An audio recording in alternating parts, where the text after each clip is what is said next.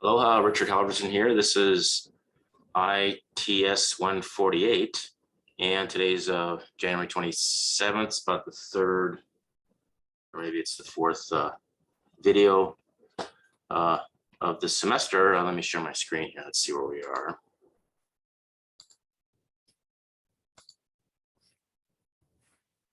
And this is 148. Check this out. Thing right up there to make sure. Yes, okay, 148. Syllabus is we are in this week. What is this, the browser or what? And so we're gonna try to finish up lists and dictionaries today, chapter 8. What we're doing is the first three weeks here, we're covering all the important data types. Ways of representing data and data structures is also, that's what they refer to lists and dictionaries as in Python, because they're so important, and they basically got them all, and it's different than all other programming languages that I've experienced, and that is that it's a complete set. And so oftentimes in other languages you will be writing code to sort of emulate data structures that are built into Python already, but anyway, so we'll cover that today. Let me just real quick go see where we left off. Okay, so this is the third video, and the last video was strings, I guess. Aloha, Richard Halverson. A different shirt, that's good. Yeah. Okay, we did some, looks like we did some labs or something. All right, that's great. Okay, so let's go to the book.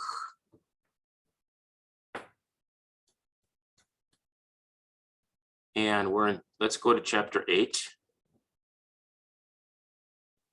And so in this chapter, we cover lists and dictionaries and a bunch of methods that come along with them. So if we just start out with lists here, in any other language, these are called arrays. This is an array, and it's basically, you have a list of elements, and each element can be of any type.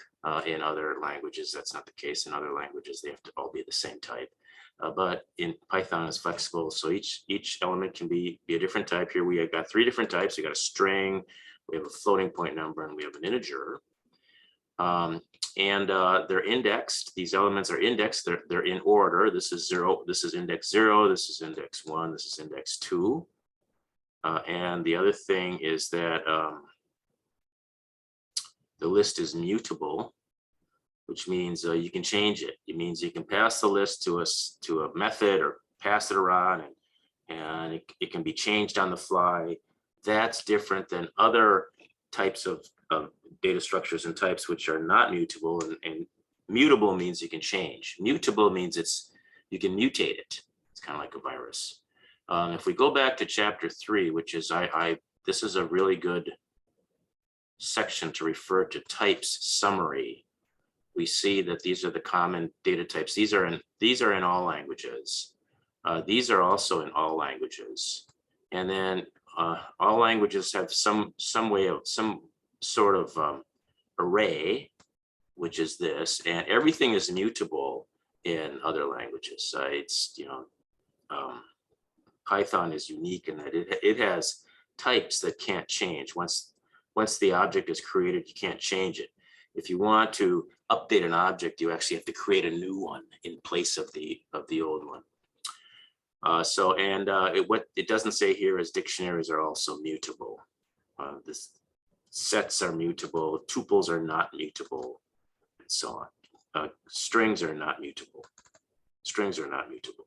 If you want to modify a string, you have to create a new one in its place.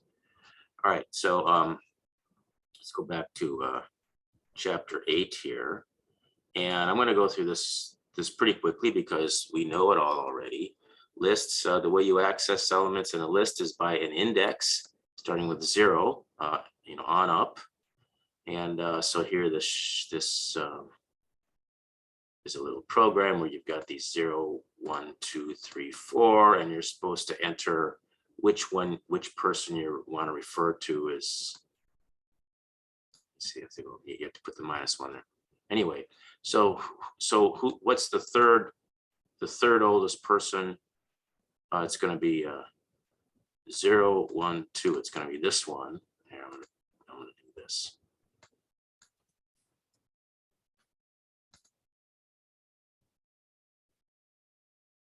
See, it's 118. Third oldest person is this. Okay. So anyway, that's lists. This is make sure you understand this concept of indexing a list, and these are a bunch of operations you can do on it. This is how you create a list. You just write it out like that. This is another way to create a list. You take this is some sort of iterable, and a string is iterable. You can iterate through it. You can index your way through it. That's what iterable means. This is you access substrings the same way as you access portions of the list, sublists, the same way that you would reference substrings in a string. See, so if you have a list here that looks like that, and you want to just print these elements, in other words, index, not index 0, but index 1 and index 2, and not index 3. That's how it's just like a string, referencing characters in a string. This is what prints out. So that's the same. This is how you can concatenate lists, or and then here is how you can, since a list is mutable. Oh, these are blue. A list is mutable, thus it can grow and shrink without the program having to replace the entire list with an updated copy. So nice fancy term for it. And anyway, so the blue here must indicate the mutable parts. Here you're just accessing, but here you're changing. So here you change it, changing that one. Here you are adding this as the last element of the list. You see here you're actually indexing. No, wait a minute. Oh yeah, you're indexing.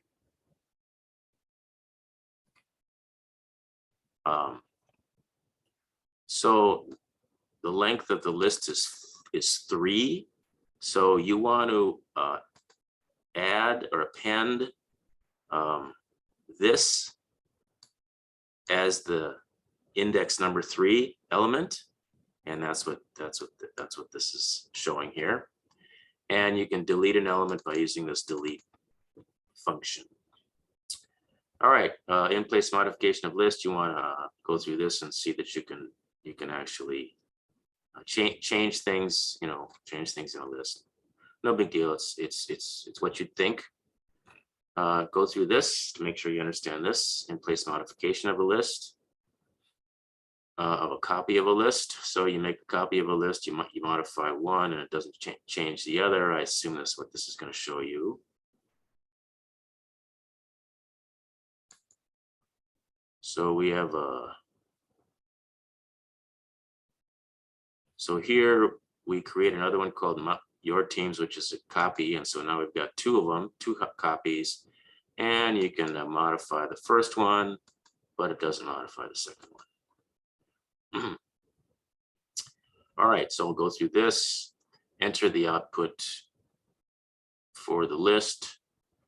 Yeah, this is real straightforward. So go through this, make sure you get the points. If you have any questions on these, specific questions on these, you can ask. Okay, so here's a bunch of methods that go along with lists. You can append an item onto the end of a list using this. X is the item you're appending onto the end of a list. And then you can add appends an item, extend appends a list. It appends this list onto the end of this list. And insert will insert in the middle of the list. So this will insert after the first index, it'll insert at 1.7. So insert as before this position. So so you're inserting it as the first position.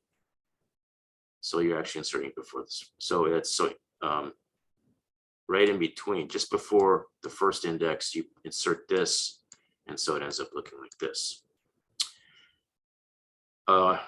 You can remove an item from the list. This says which you go through the list until you find this value and remove that one. This just removes the last item in the list, and this. So yeah, okay, and then this is an index. So this goes and finds the item at that position and pops it out and returns it to you. So here we pop out index 0. This is index 0, and we pop off index 0 and store it in there. So val is now equal to what this was, and my list now just looks like that because it popped it off. Here's how you can sort all the elements in a list. This actually sorts the list. So you can so this modifies the list. It rearranges it in sorted order. And there's actually a bunch of parameters that you can put inside there, and we'll get to those a lot later in this class. I think we'll get to it in this class. We may not get to it till 228. I think we covered it in 148 though. All right, and then here's how you can get find. Let's say you want to find where a particular item of this value is, and so this will find the index of this value, and this will count up how many of these values there are in the list. So return some integer number saying how many of these how many x's there are, how many 5s are there in this list, and there's 3 of them, so it outputs a 3. All right, so this makes sure you understand these concepts. In place modification of, or how to use the list methods to modify lists.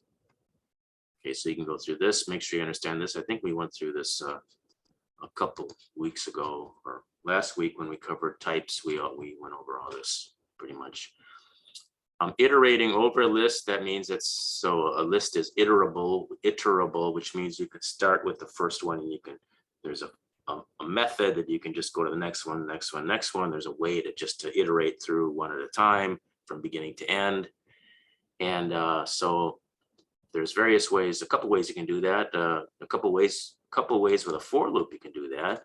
Here you have a list, and here you're actually going to iterate through all of the elements in the list, starting with the first one all the way to the end. And each time, each iteration here, each iteration of this body, my var will be equal to one of the elements in the list, starting with the first one all the way to the end. And so that's one way to iterate and grab each, look at each element one at a time. Another way to do it is to iterate through by index. And so here's an example of a for loop there. We have this, we have an array of numbers. We read in some numbers and we converted it into, we converted these characters into integer, actual integer values. And so it's an array of a list of numbers. And here we're gonna index our way through them. So this is the length of the list, and so let's say it's got 8 elements. It looks like this. Here we're entering in 8 elements, and here they are, 0 through 7. And this indexes through them. This starts with index number 0, and this is 8. So this means range of 8 means 0 through 7. 0, 1, 2, 3, 4, 5, 6, 7. So in this for loop, the value of index is going to take on 0, 1, 2, 3, 4, 5, 6, 7. And this is going to index each element of the nums array, 0, 1, 2, 3, 4, 5, 6, 7, and this prints it out. So that's why this thing here prints out what this is. First, we print out the index, then we print out the value with a colon in between, space. So that's why colon and space. All right, and then this does some stuff. Okay, so that's how you, those are the two ways that you can index through. By the way, this is the other way. We've read in this line, we've split it up into an array or a list, and the list is called tokens. The list is called tokens, and here we're going through one token at a time, starting with the first one, and we're converting it into an integer and appending it onto this nums array, this nums list. All right, so those are the two ways. You can have an index error. It's because you're trying to refer to an item in the list that doesn't exist. So if the index is like out of range or something, and you're trying to eight items, and you're trying to refer here. You're trying to reference the 10th index, which doesn't exist. And you can with this enumerate function, you can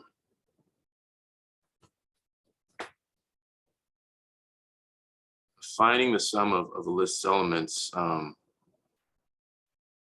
So this is a way to tokens. Okay, so we have read in these tokens 0, 1, 2, 3, 4 of them,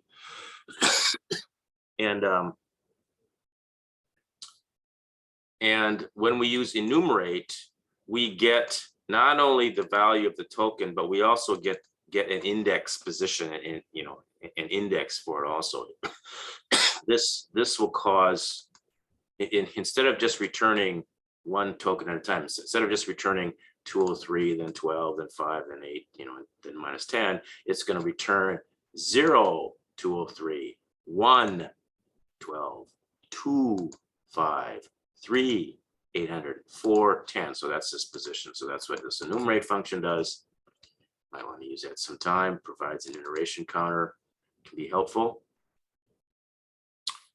And then here's some other built-in functions, and of course functions are methods attach onto an object, using a period, and it operates or returns on the object itself. This is a function which just sits there by itself, and so this function will return true if every element in the list is true if every element in the list is true, or if the list is empty. So true means anything not equal to 0. So this is true. They're all true, and this one's false because this one is considered false, and this is true, and this is true. And then this is if anyone, and this returns the maximum element in the list. This returns the minimum element in the list. Things that are standard lists. These are standard functions for lists, but these are not functions that you find in other languages. In other languages, you'd have to write these functions. You have to write them. All right, so that's iterating over a list.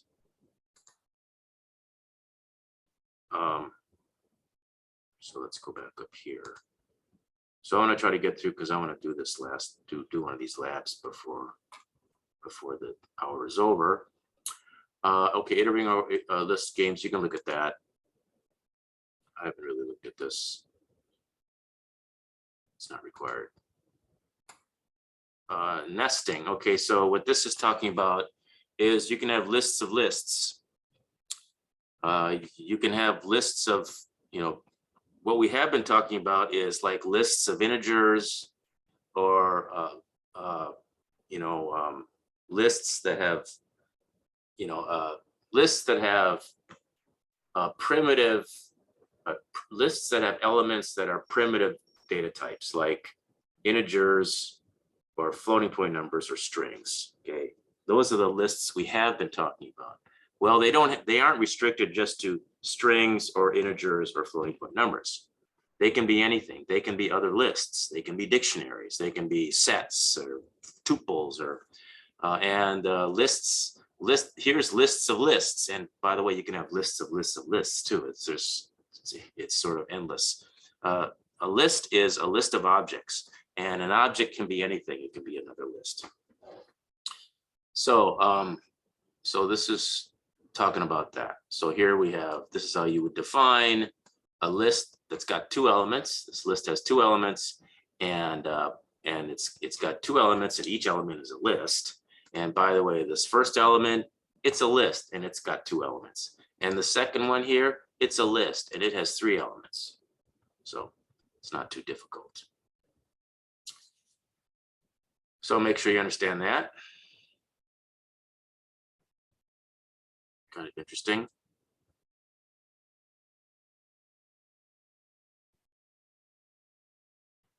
So this is a way of representing paths, distances between cities.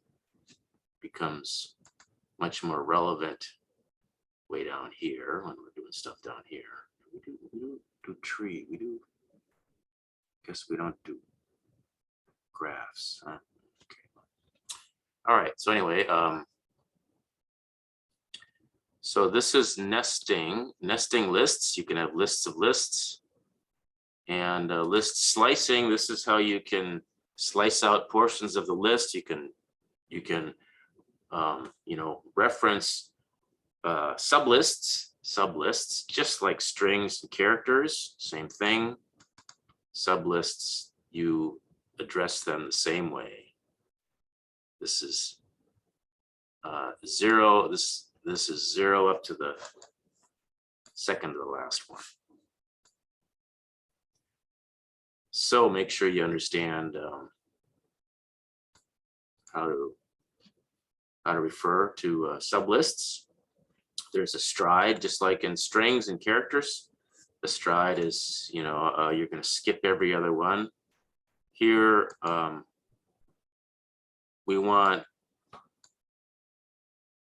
a sublist. We want a sublist, and the sublist is we want all of the elements from 0, 1, 2, 3, and 4, not 5, but every other one.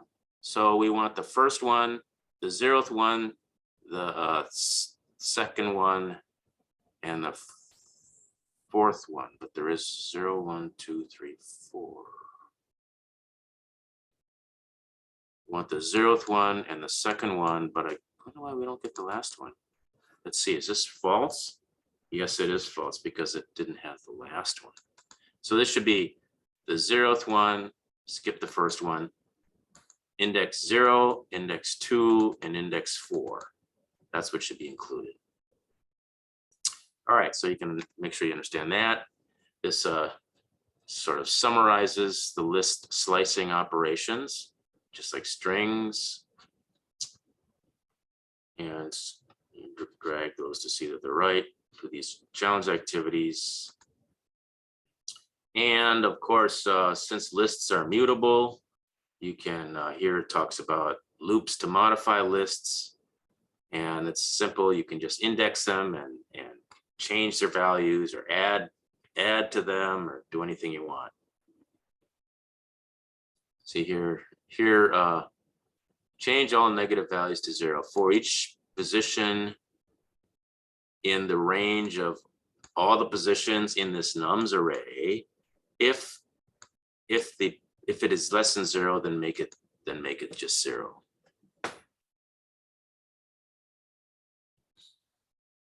This is a wrong way to do it. Here we're iterating through the numbers, but this is just a copy. This is not the actual number because it's not the actual number. It's a new variable. It's a new variable, and that variable equals whichever one we're on. Okay, So we look at it, it sees less than 0. And here we're just setting that new variable equal to 0. So that doesn't change anything inside the list. That just changes this particular variable here that we're using as a copy of the element that we happen to be looking at in the list. Okay, so this is the wrong way to do it. This is the right way to do it. This is a variable, but it's an index, and this index is used to refer to a particular element. And here we're referring to that exact element in that exact list, and we're changing it. Okay, so anyway, that's should be pretty clear. Hope that was clear. And go through here and make sure that you understand that when you want to modify, you got to use the indexing way of iterating. If you're just looking at something or comparing, you can iterate through one element at a time. Here's where you're seeing that enumerate thing again. So anyway, so go through this to make sure this is clear. If you get good at this now, later on, when we start taking advantage of these data structures that are built into Python, and when we get into this stuff down here, like linked lists and stacks and queues, we're able to make slight modifications to the built-in data structures in Python. In any other language, we have to create this. We have to create, first define a node, define a class. It's got things for the nodes, and then we have pointers, links from one node to the next. It's a lot more complicated, and that's one of the reasons why Python is such a popular language, because it's got all this stuff built in. All right, list comprehensions is a pretty interesting thing. A programmer commonly wants to modify every element in the list in the same way.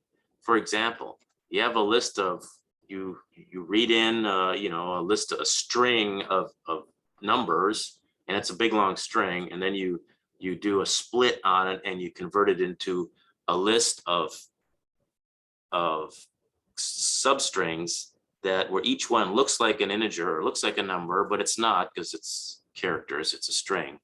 And so each one of those, you may want to do the int function on it. And so a list comprehension is a way to do it all in one statement. It's a list. So we have a new variable here, a new variable, and we are assigning it a list. So that's assigning it a list. Now, what is inside here? Well, inside here is another list. So we are looping through it. We are looping through it, and this is one element at a time.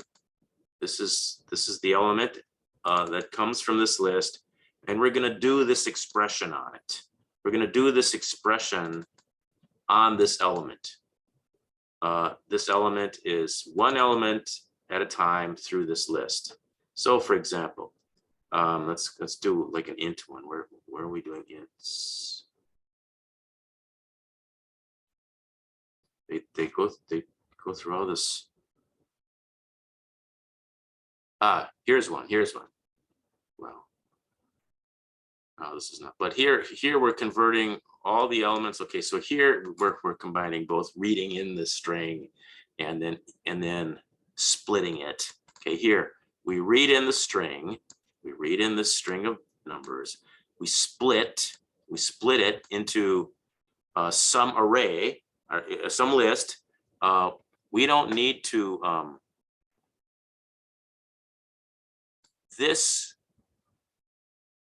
is the array, or this is the list of substrings, and this goes through one at a time, and this converts each of them one at a time into an integer. So it converts this to an integer, this to an integer, this to an integer, this to an integer, and this whole thing is a list because it's surrounded in square brackets, and that's what numbers is now. So that's what we're going to use it the most. From now on, we can just convert. We can read in a string of numbers, do a split on it, and then you get the substrings. So each of these are strings. After you do the split, And then we want to convert each one of those to integers, and that's what this does. Okay, so anyway, this goes through some other kind of bogus examples. Here, let's say you have a list that looks like this, and you want to add 5 to each one of them. Well, here's your list. That's this. It's an iterable. You can iterate through it one at a time. Each time you iterate, each iteration, this takes on the value of that current element in that iterable list, and this does an operation on that element, on that I. It takes it, it adds 5 to it, and so it creates a new list where each of them is the old list plus 5, and when we print it out, it's, you know, each one of these is 5 added onto this. So here's one where we're subtracting 10 from each one in the list. Let's see, here's one where we're adding 10 to every element. Oh, okay, so these are the two ways of doing it. So this is what a list, equivalent list comprehension does. It's kind of a comprehension, four syllable word, okay, for this thing that lists can do. This is the way you would have to do it in every other language. You'd have to have a for loop, some sort of loop. And here we go through one at a time, and we add 10 to each one. Okay, and then we print it out. Here we have the list. Here we have the list. Instead of, can I can't make this bigger, smaller? No, it just crams it all together like that. It's too bad that this goes on to the next line, but this is the comprehension. So this takes care of this, basically. This takes care of that. This iterates through the list, and it adds 10. It adds 10 to each one of them. This iterates through my list. For every I, it adds 10 to it, and you know, that's a new element for this, for the new my list. All right, so this convert every element to a string. Okay, so this converts it back to a string. Here we've got a list of integers, and we want to convert them into strings. See, we want them to look like this. They're little strings instead of actual numbers. Like these are actual integer numbers, integer values. These are little strings. This is a 1-character string. This is a 2-character string. This is a 2-character string. And so this is how you change it back. You know, doing the opposite of what we were doing before. This is how you'd have to do it manually if you didn't have the list comprehension. So here we are splitting it, or here we're appending it on. Here we're just doing it that way.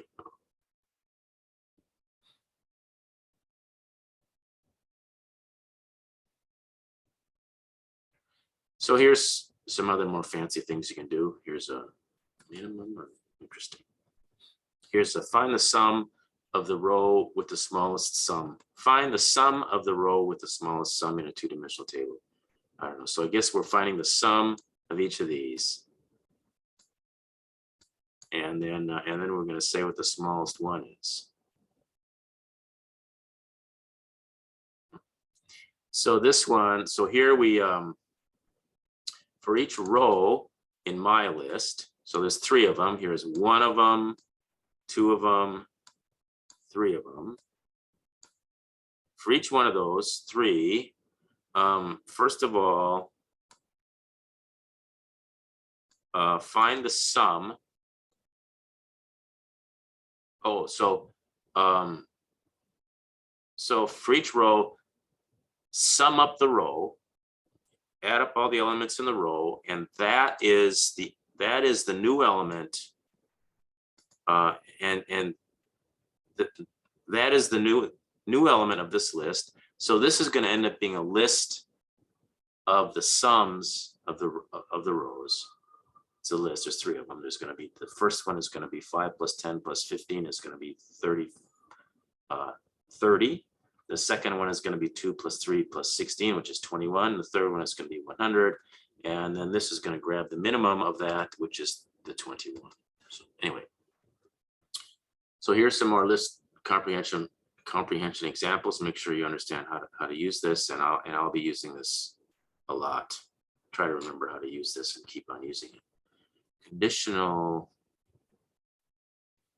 list comprehensions.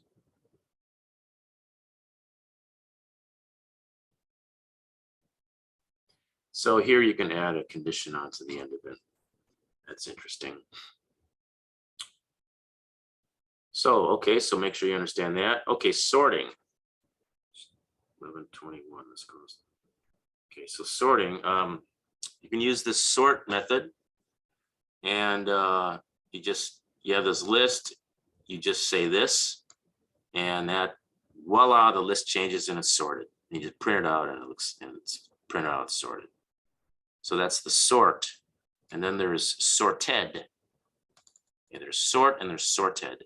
Sort is a method that a list has along with it, and it sorts itself. That's what sort does, sorts itself. And sorted is a function that comes with Python. And as an argument, you put something in there, a list, and it's going to return a new list. So sorted actually creates a new list. So we still have the old list. The old list stays the same. So this returns a new list. So here we have numbers. Numbers stays the same after this is done, but we have a new list now, and it's that. So here we're creating a list, and here we ask the user to enter in a list of numbers. Enter in the list of numbers, split it on a space. And so now we have this here is now a list of strings that look like numbers. And so we're going to iterate through them one at a time, converting each of them one at a time to an integer. And that is our new list. Each of those integers is our new list. And that gets saved as numbers. That's good. This is how you refer to that list. And so and then we're going to sort it. So number stays the same. And so here we print out this list of numbers, the original list in this order, but then the sorted one looks like this. It's sorted. See? So here you want to make sure you understand the difference between sort and sorted. Here you can have a key argument. I think I was talking about. You can put more arguments in here. So it's like a second argument, and it's actually a function that you do on the element before you compare it to do the sort. Okay, so in this example, you have a bunch of names. Okay, you have a bunch of names. These look like tennis players. But look, some of them are properly capitalized and others are not, okay? And so, but we want to sort them. Okay, now this is going to be a problem because lowercase letters convert,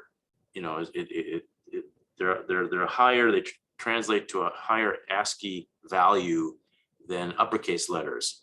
So if we're comparing these three here, the capitalized ones are going to come first, and then the lowercase ones are going to come second. So in this case, Serena would be first, Venus would be second, John McEnroe would be third, and Raphael would be fourth. And so sorted would be Serena, then Venus, then John, then Raphael, because we're sorting these in alphabetical order, and all lowercase letters have a higher index, or have a higher value than all the uppercase letters. But instead, let's do this function on the element that we're sorting first. And then, so when we look at the value to decide whether it's greater than or less than, do this function on it first. And what this function is, of course, is to take it and make it lowercase. So it's going to convert everything to lower. It's going to treat all of the names like lowercase names, and then it's going to sort that way. So basically internal, it's going to convert this to all lowercase, all lowercase and all lowercase, and then it's going to sort, and then it'll end up being sorted in the right alphabetical order, even though these two nitwits here went and typed in their name with lowercase first letters. All right, so and you notice, take note, you don't put the parentheses there, you don't put the left and right parentheses, you just put the function name. Okay, you just put the function name. And we're gonna, this little thing right here becomes very important when we're doing things like sorting a list of lists. What if we're sorting a list of dictionaries? Okay, so you have a list, and each element is a dictionary. And let's say this dictionary is a 2-element dictionary. It's got the person's name, and it's got the person's UHID. Let's say it's got the person's name and the person's 8-digit UHID. Okay, and let's say you want to sort. You have all this list of all these little dictionaries, and each little dictionary represents one student along with their name that contains their name and their ID. And so let's say you want to sort this, and you want to sort it on the name ID, or you want to sort it on the ID. Well, this key thing is a way to specify which element in the dictionary you want to sort by. And we'll see how that works a little later. It's kind of tricky that we use something called the lambda function, and we'll see how that works later. But just know that there's this key parameter or argument that you can include to do a little function, do a little manipulation on the elements that you're sorting, just in preparation for the actual sort. We are not going to change these to lowercase. We're not changing Serena and Venus's name to all lowercase. We're just changing them to lowercase when we're doing the sort. When we're comparing them in lowercase format. We're comparing lowercase versions of them instead of the original versions. Okay, that's all that is. So here, oh look, the max. So here we want to sort by the maximum element in each. Here it's a list of lists. We're sorting.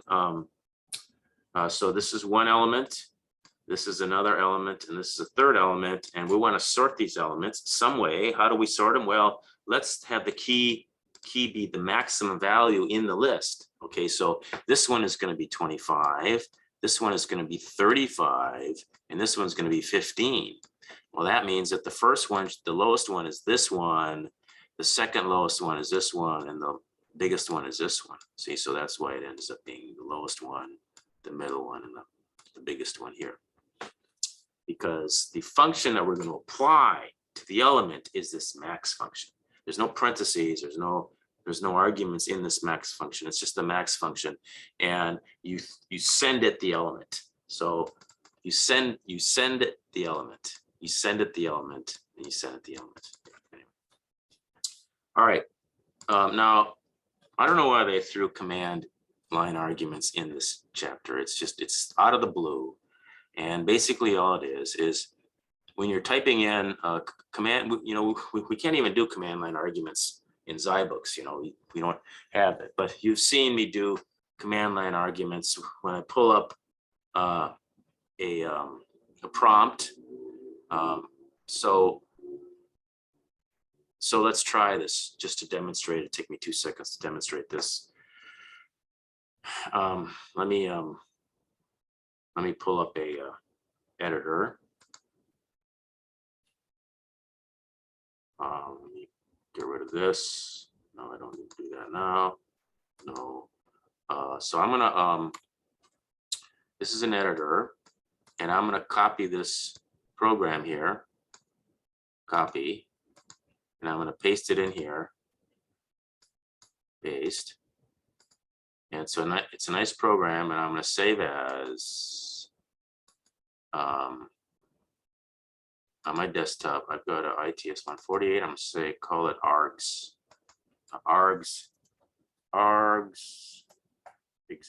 args.py. Okay, just args.py. And so what this is when you type this in, so I'm going to type in args.py space, this is an argument to the program, and this is an argument to the program. Okay, this is how you get at the first argument, this Trisha. By the way, 0 is this, 0 is that, 1 is that, 2 is that. So you'll see this work. If we run this, CMD, and I have Python on here, it's CD desktop, no, CD OneDrive, CD desktop, CD ITS148, and it's I gotta get rid of lots of other crap. args.py is my program, so I'm gonna run args.py Python args.py, and then I'm going to type in 2 parameters. I'm going to type in name, and I'm going to type in Joe Schmo, and then I'm going to type in what's the second argument? Age. I'm going to say 50. I'm older than 50, but, and it says, hello, Joe Schmo, 50 is a great age. That's wonderful. So that's how you can pass parameters. So instead of having your program ask the user for something, you can set it up this way where when you run the program, and you just type in, after the name of the program, you type in what you want those parameters to be, and you get at them this way. You have to import the system module, and then you get at them this way. So if we want to, we can say program name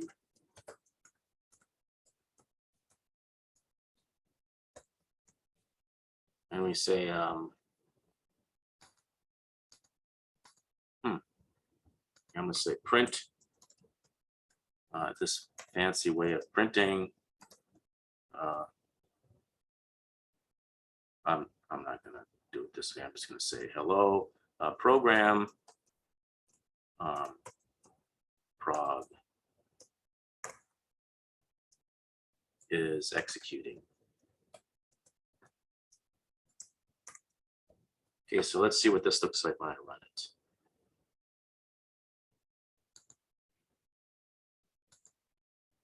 So I'm going to say Python args.py space Richard space 60. Program args.py. See, this is the 0th argument, so that's this. And then this is the first one. And this is the second one. So anyway, I don't know why they threw that in this chapter. So that's that. Okay, here's some other stuff. All right, we're at 11:34. We are at we're down here. Yeah, we did list nesting and slicing. Okay, so dictionaries. We got to talk about dictionaries real quick. Okay, so dictionaries are like lists, except for when you want to reference items, elements. When you want to reference them in a list, you do it by indexing it, the 0th one, the first one. Whereas with dictionaries, each element has got a name. It's got a key. The key is the name of the element. So it's got, so here we got dictionary. It's got a key, and it's got a key, and it's got a value. Key value. So this, and it's key colon value. Key colon value. All right. Second approach. What's the second approach?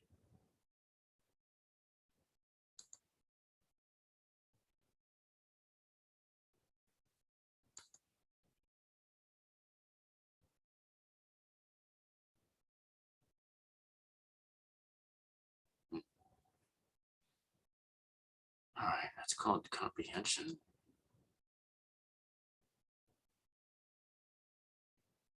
Oh, it's out of scope of this material. Okay, good. All right. So here's common dictionary operations. This is how you get at an item. This retrieves the value associated with the key. Yeah. So and then this is how you assign. It's mutable. So this is how you assign a value at that key. If this key does not exist, it creates it. If it does exist, it replaces, modifies. This is how you delete an element with a certain key. And this is how you test to see if there's a certain key in the dictionary. That's pretty important too. Pretty important function. You'll be using that. Okay, so dictionaries can contain objects of arbitrary type. They can even contain other lists. This is a dictionary of lists. This is a dictionary item, or this is the key. It's JSON, and JSON, the element is a list. It's got two elements in it. First, it's got they're both grades, it looks like. So a variable mydic created with the following code contains two keys.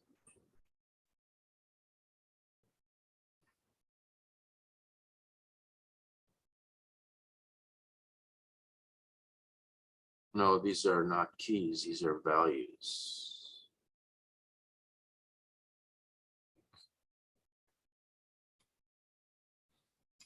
All right, I'm going to say false. I'm probably wrong. Code creates a new dictionary containing the keys, name, and grade. Yeah, these are the keys. Name and grade are the keys. These are the values. This is one value. This is okay. This is how you delete. Delete Prussia from country capital. This must be a dictionary. This must be a key.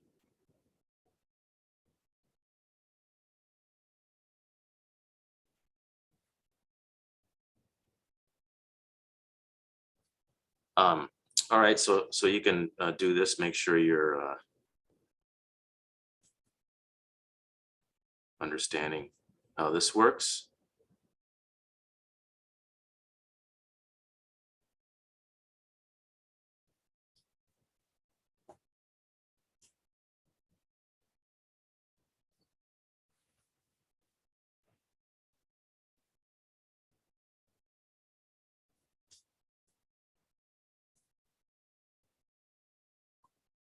I'm not sure what we're supposed to do here.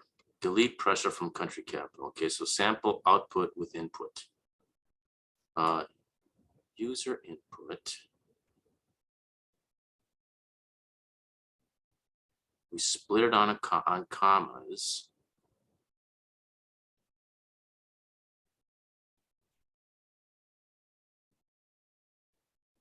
And here we're looking at these entries. And we split it on the colon. Yeah, I see. So this is the country, and this is the capital, Spain and Madrid.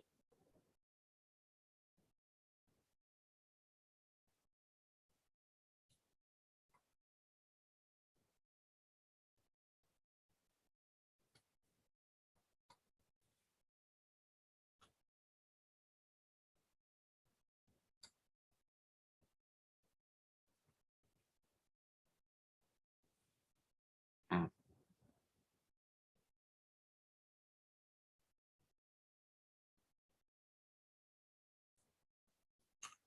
Yeah, I don't know what this is supposed to do. Pair case entries capital.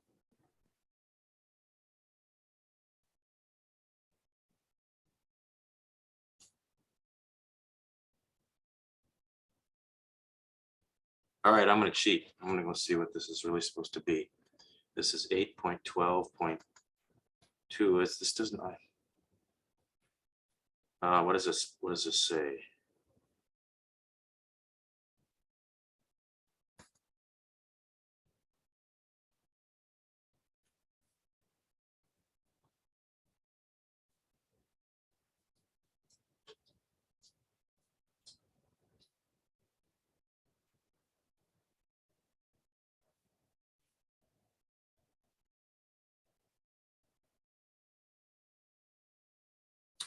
All right, I think according to this, we're just supposed to put in a statement here to delete this is going to be what goes in, and we want to delete Prussia. That's all. I mean, this is just really dumb. So I guess it's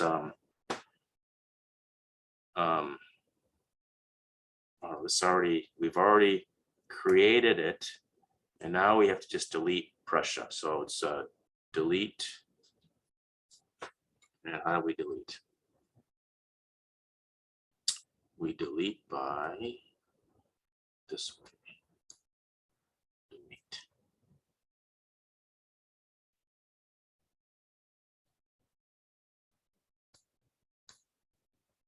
And it's delete country capital, Prussia. Prussia. The key is Prussia.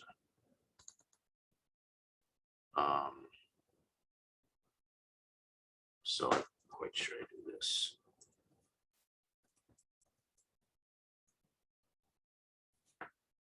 So Prussia, yeah.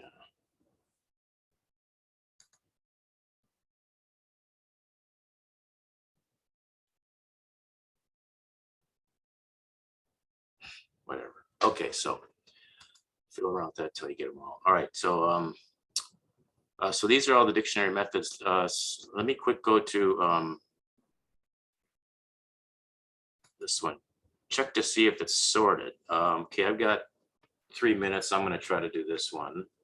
Let's see. Check to see if it's sorted.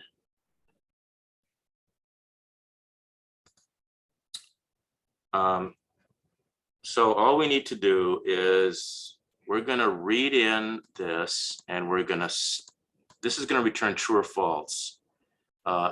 So it passes it a list. This is going to test to see if all the elements in the list are in order.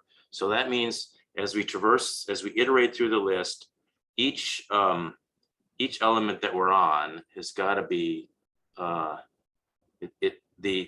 it's got to be bigger than or equal to the previous element. Okay, so let's start with element 1. Let's do a for I in the range of 1, length of the array. Because I'm gonna refer to the first one in my code here. So it's going to start with so I'm going to start with, let's say this is the array. I'm going to start by comparing 6 with 5. Then I'm going to compare 7 with 6. Then I'm going to compare 8 with 7, and I'm going to compare 10 with 8. So I'm going to start with not the 0th one, 1, 2, 3, 4. Okay, so that's how I'm going to do it. Start with 1 all the way up to 4, and then I'm going to do if nums of I minus 1 is greater than, in other words, if the one before it is bigger than this one, then it's out of order. If the one before it is less than or equal, then it remains in order. So I just have to look at the pairs, look at the adjacent pairs, and if I find one that's out of order, then I can return false. If I get all the way to the end and I don't find one that's out of order, then I return true. So here I test if it's out of order. In other words, if the one before it is greater than the one that we're at, if it's greater, then we know it's out of order right away. So we can just return false. If we get all the way to the end, if we get all the way through this for loop and we never return false, then we know we're done and we can return true. See? So this is how you test to see if something is in order. You can just start at the beginning, start at 1 in, and check the one before it. Go all the way down the line, and if it goes all the way down the line and the one before it is always less than or equal to the one we're at, if it goes all the way through, and that's always the case, then this is never taken, and we get to the end of the for loop, and we're able to execute this. And so this should probably work. I guess I could try it.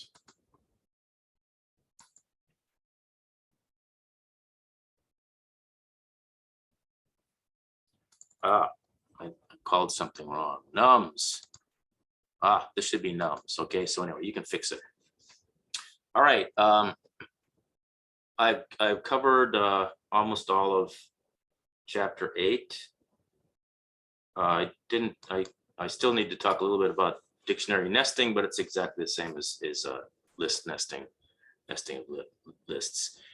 So let's see, this is 148. Do we have another class tomorrow? I can't remember.